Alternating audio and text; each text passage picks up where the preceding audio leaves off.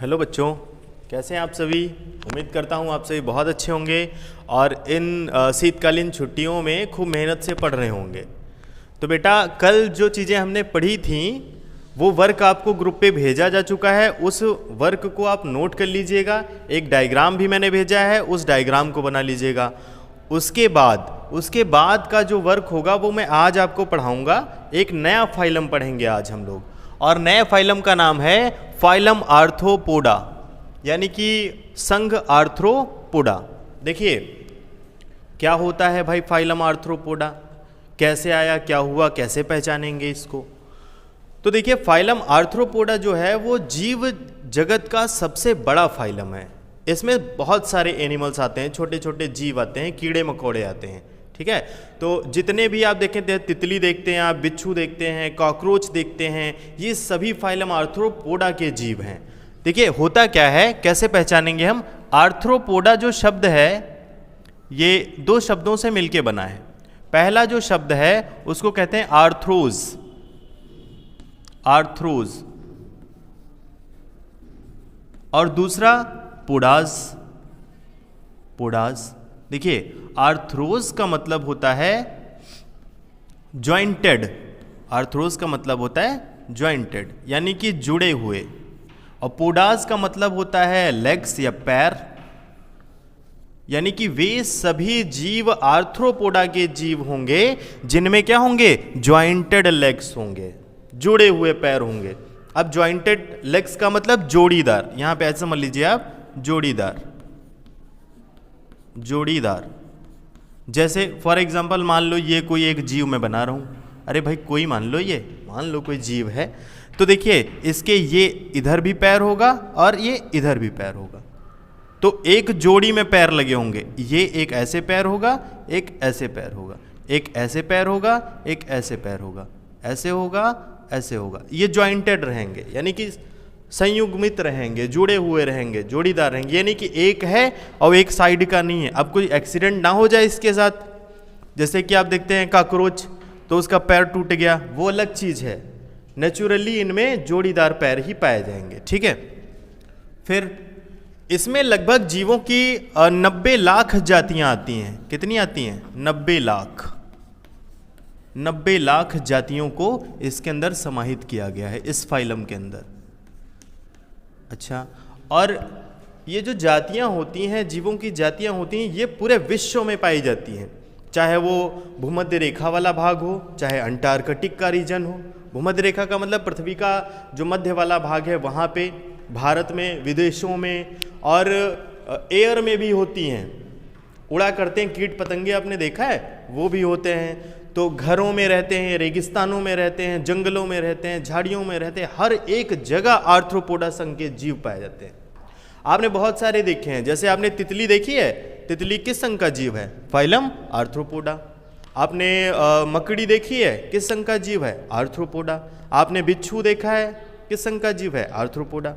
तो जितने भी जीव होते हैं वो सभी ये आसपास जो हमें दिखाई पड़ते हैं वो आर्थ्रोपोडा संघ के जीव होते हैं।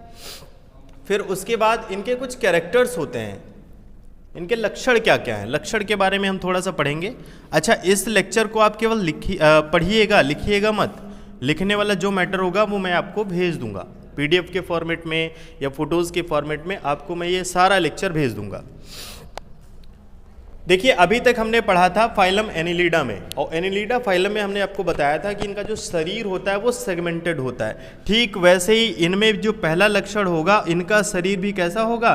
खंड युक्त होगा, यानी कि सेगमेंटेड बॉडी होगी। इनका शरीर कैसा होगा? सेगमेंटेड। देखिए ऐसे, यहाँ पे मैंने पैर आपको दिखाए थे, अब मैं आपको सेगमेंट दिखा रहा हूँ। ये देखो, ये सेगमेंट बने हुए हैं।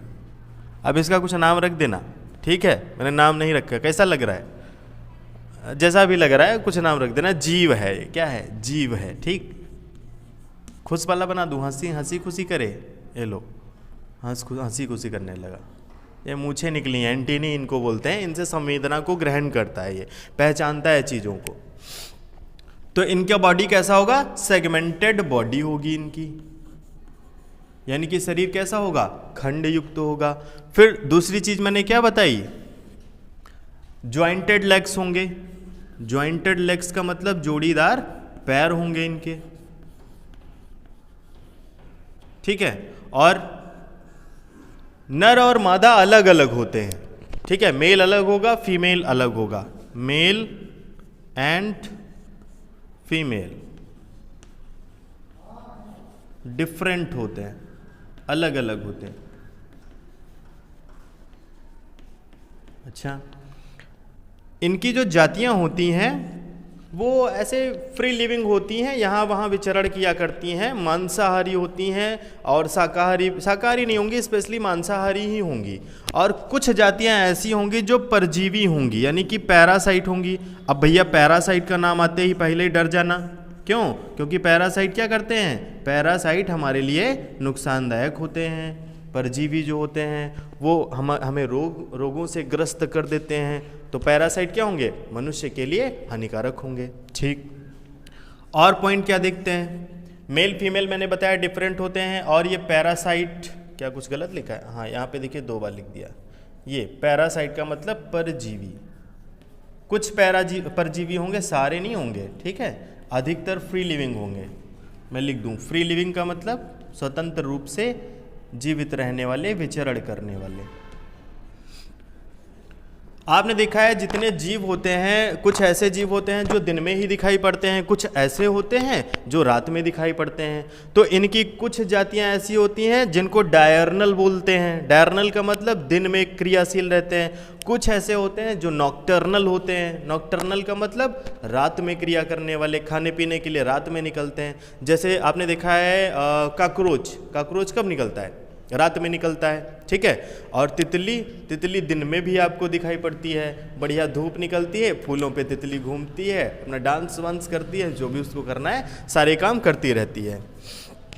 अच्छा, अब उसके बाद देखिए इस वाले संघ की कुछ और खास बातें, इसको मिटा दूं मैं। यहां पे इस वाले जीव को मिटा रहा हूं, दूसरा बना रहा हूं एक, ठीक। देखिए अब दूसरे तरीके का थोड़ा जीव बनाऊंगा मैं। ये कुछ ऐसा बढ़िया हंसी खुशी वाला, और इसको यहाँ से ऐसे थोड़ा मोटा कर दो और यहाँ इसको पतला कर दो। ये पैर हो गए, लग गए भैया पैर, ये इसमें एंटीनी लग गई। ये जीव है, हंसी खुशी कर रहा है, बढ़िया खुश वाला जीव है भाई। तो देखो इनका जो बॉडी होता है, मतलब आर्थ्रोपोडा संघ के जो जीव होते हैं उनका शरीर 3 भागों में डिवाइड रहता है। और 3 भाग कौन कौन से थे? पहला देखो क्या है, ये हेड है, तो हेड हो गया ये, यानी कि सिर। अब हिंदी पे ज़्यादा मत जाइएगा भाई, मैं इंग्लिश में ज़्यादा बताऊंगा। अब ये वाला भाग देखो, ये वाला, इसको कहते हैं थोरैक्स रीजन। थोरैक्स यानी कि इसको कहते हैं वक्ष, ठीक है। उसके बाद ये इसको कहते हैं एब्डोमेन। एब्डोमेन इसको कहते हैं उदर। यानी कि इनका जो आर्थ्रोपोडा संघ के जो जीव होते हैं, इन सभी का जो शरीर होता है 3 भागों से मिलकर बना आता है, हेड, थोरैक्स और एब्डोमेन, ठीक है। तो 3 खंड स्पेशली होते हैं। अब यह टेल होती है, पूंछ, वो अलग चीज़ है, वो आगे की बात है। अच्छा, एक चीज़ और, कैसे पहचानेंगे कि कोई संघ जो है वो आर्थ्रोपोडा का है या नहीं? देखो जीव को मारो, अरे मरा पा जाओ यार, कहीं पड़ा हो उसको उठा लाओ, उसके बाद धूप में सुखा लो, और सुखाने के बाद क्या करो, उसको ऐसे पकड़ो हाथ में, ऐसे कान के पास लाओ, जब उसको दबाओगे तो एक चरचराहट की आवाज़ आएगी। क्यों आती है चरचराहट की आवाज़? क्योंकि इनका शरीर जो होता है वो काइटिन से बना होता है। एक प्रोटीन होती है काइटिन, इसका बना होता है। सारे जितने भी जीव होंगे, कंकाल कैसा बना होगा इनका? कंकाल काइटिन से मिलके बना होता है, काइटिन पदार्थ से मिलके बना होता है। फिर उसके बाद नेक्स्ट चीज देखते हैं। आपने देखा है सांप जो होता है वो केचुली बदलता है नी, केचुल चेंज करता है अपनी। वैसे ही जो आर्थ्रोपोडा के जीव होते हैं वो भी एक क्रिया करते हैं, और उस क्रिया का नाम होता है माउल्टिंग। माउल्टिंग, माउल्टिंग की क्रिया के द्वारा ये क्या करते हैं, अपने शरीर की जो स्किन है उसको बदल देते हैं। हम लोग करते हैं माउल्टिंग की क्रिया, बताइए। थोड़ी थोड़ी मैं तो करता हूँ भाई, थोड़ी थोड़ी करते हैं हम लोग। मैल छुड़ाते हो, उसके साथ स्किन भी जाती है थोड़ी थोड़ी। आप देखते हैं जब सर्दियाँ आती हैं तो हमारे शरीर की स्किन थोड़ी थोड़ी सी निकलने लगती है, बालों में डैंड्रफ बनता है, रूसी।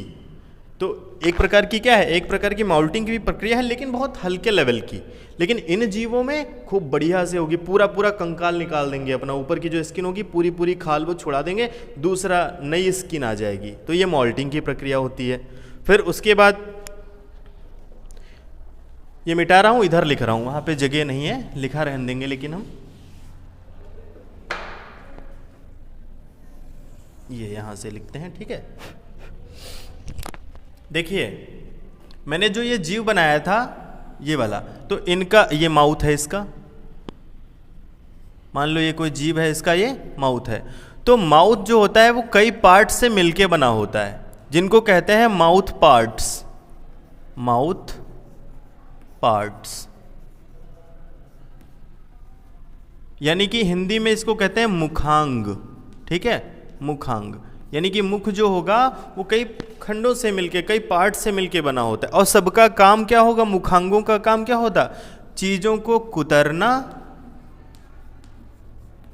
चीजों को कुतरना और काटना। आपने झींगुर देखा हुआ, एक जीव होता है झींगुर, क्रिकेट बोलते हैं। वो क्या करता है, चीज़ों को, कपड़ों को काट देता है, बुक्स में रहता है, बुक्स को काट देता है। तो कुतरना और काटना होता है चीज़ों को, ठीक है। फिर अब देखो इस जीव को पूरा करते हैं। पहले ये कौन सा भाग, थोरैक्स, एब्डोमेन, थोरैक्स वाला। ये कौन सा भाग, एब्डोमेन वाला। तो जो इनका शरीर होता है, जैसे देखिए हमारा जो शरीर होता है, तो अगर आप अभी अपने हाथ को देखिए, अगर अपने हाथ को देख रहे हैं तो आपको ग्रीन ग्रीन संरचनाएं कुछ दिखाई पड़ रही हैं। वो ग्रीन ग्रीन हरी हरी धागे जैसी संरचनाएं क्या हैं, वेन्स हैं। तो उन वेन्स में क्या होता है, खून बहता है, अंदर फ्लो करता है।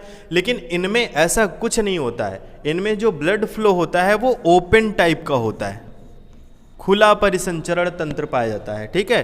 Open type of circulatory system present, open type of circulatory system.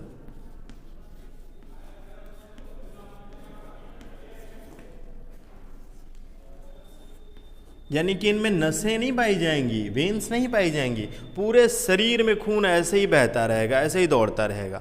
हम लोगों में क्या होता है, बंद प्रकार का रक्त परिसंचरण तंत्र होता है, और इनमें खुला परिसंचरण तंत्र होता है, ठीक है। बात समझ में आई। अच्छा, मैंने आपको लिखा दिया है मेल एंड फीमेल।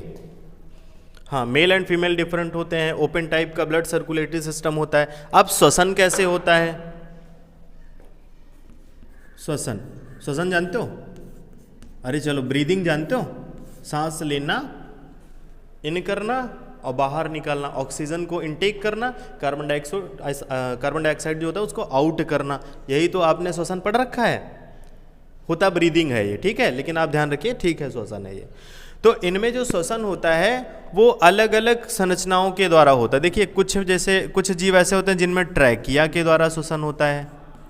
ट्रैकिया जैसे हमें किसी के द्वारा होता है, फेफड़े, नेजल कैविटी, इनके द्वारा होता है।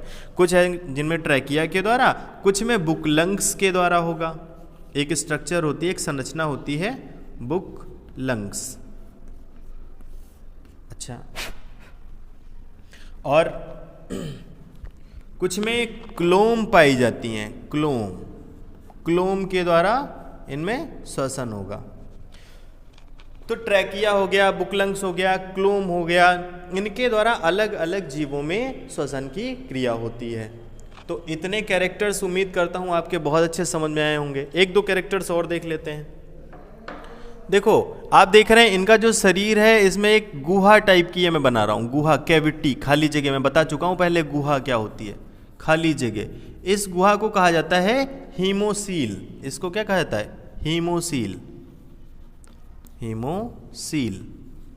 और इसी में ब्लड अपना फ्लो करता रहता है आराम से, सारे अंग उसी ब्लड में डूबे रहते हैं, नस वस होती नहीं कुछ। एक बार पैर रख दो पिचक गए पूरी तरीके से, मर गए, ठीक है।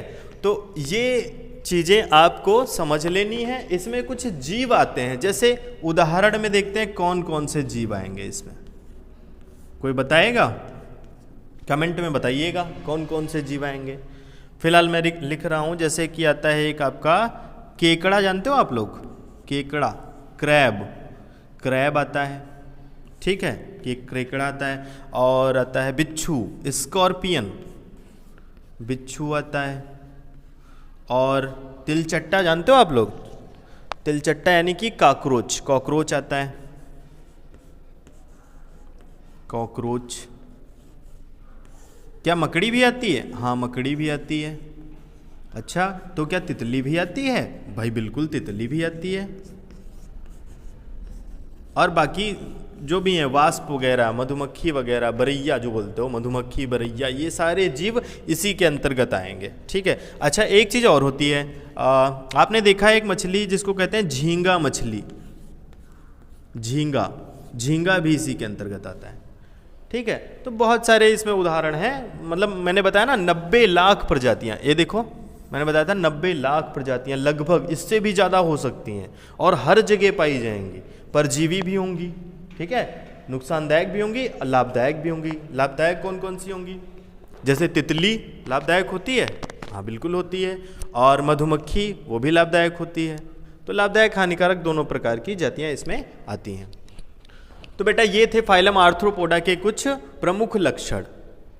तो जो आपको नोट करना है वर्क, वो हम आपको कल भेज देंगे या आज ही भेज देंगे, उसको नोट कर लीजिएगा और वीडियोस को 1-2 बार पढ़िएगा, चीज़ें समझ में आ जाएंगी। मैंने कोशिश करी है बहुत सरल तरीके से पढ़ाने की, कोई अगर मिस्टेक हुई होगी तो मैं सुधार दूंगा फिर अगली बार, ठीक है। तब तक के लिए पढ़ते रहिए खूब मेहनत से। Bye bye, thank you.